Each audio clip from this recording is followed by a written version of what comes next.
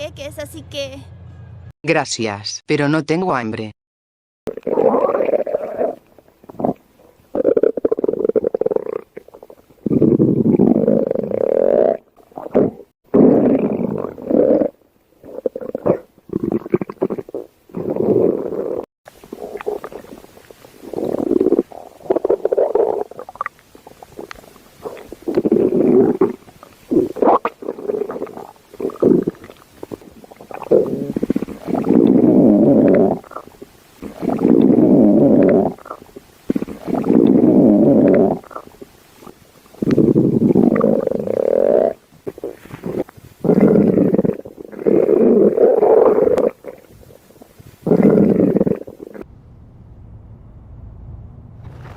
No he visto a ninguna niña. Estoy segura de que lo habría notado.